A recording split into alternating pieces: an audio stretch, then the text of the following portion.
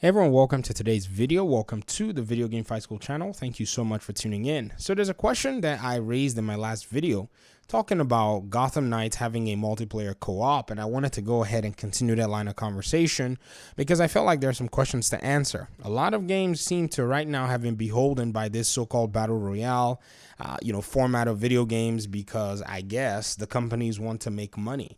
Now we see that Warner Brothers is actually taking two of their superhero games and are making some kind of a multiplayer co-op as a part of it. If you guys have seen the Suicide Squad Kills the Justice League trailer, I think even the reveal at the DC Fandom event seemed to show us that there's going to be a multiplayer game and that's what's going to be.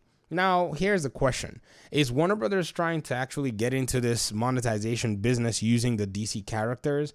Or, are they trying to, in a sense, kind of, make something fresh that's not similar to what Insomniac is doing with, say, the Spider-Man games?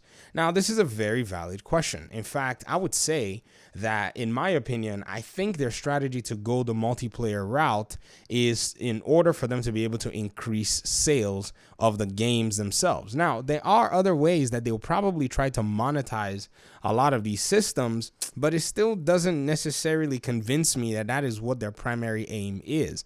Because one thing about a lot of these multiplayer games is, depending on how you structure the games, you can do it in a way that the players don't feel like you're coming after their pockets. There have been a lot of multiplayer games and ideas that have been done very well.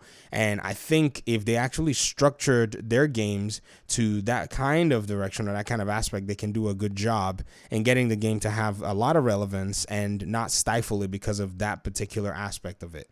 And, you don't blame gamers. Gamers have actually gone through a lot of the, the issues that come with some of these games where the games are subpar and people don't necessarily get quality. But again, if you pay close attention, in the case of Gotham Knights, all we have is a two-player co-op. And in the place of Suicide Squad Kill the Justice League, we're looking at a game that's being made by Rocksteady. So you cannot necessarily argue that you're not going to be getting quality that, or that you're going to be getting something that's cheap or, just simple or easy to go with. I think this is probably the, the main aspect. Now, you never know. Well, we thought that the Marvel Avengers game was going to be a solid entry and not going to have a lot of this stuff. When they started talking about the game having some Destiny 2 type stuff, that's when I think a lot of red flags were raised. But we haven't seen, or have we gotten that impression from the Suicide Squad Justice League game?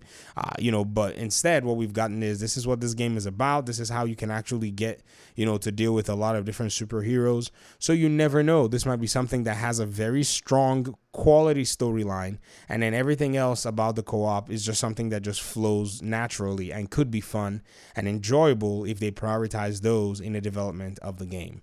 But I wanted to go ahead and just make sure that that is something that we need to clarify, because it's very easy to kind of take a position that is not necessarily the greatest in terms of these games. We just have to kind of wait and see exactly what it is. And if it's anything short of a high quality, or if both the games, and that's Gotham Knights and Suicide Squad Kill the Justice League, if they're anything below the quality that we're expecting, this is the internet, this is the information age, we're more than likely going to know about it. So this is something that I would say everyone can, pretty much, take their time, and just enjoy, the process of watching these games get revealed.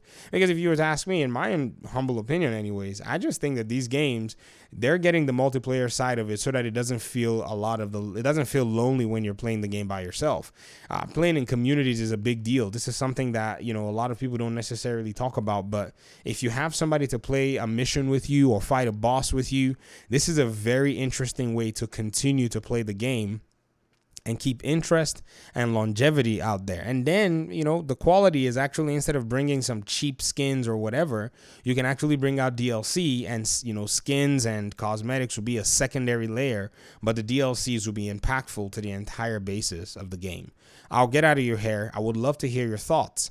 What do you think this co-op paradigm or multiplayer paradigm is looking like for these Warner Brothers studios? Are they trying to, in my opinion, just bring in more sales and provide quality? Can we count on the quality of Rocksteady for the Suicide Squad Justice League game? Or is it that the Warner Brothers games Montreal, Gotham Knights game is one that's really, really going to set the stage for exactly what it is that they might be trying to do? Talk to you guys in another video. Appreciate you guys for sticking around, and hopefully we'll talk in another one. Peace out.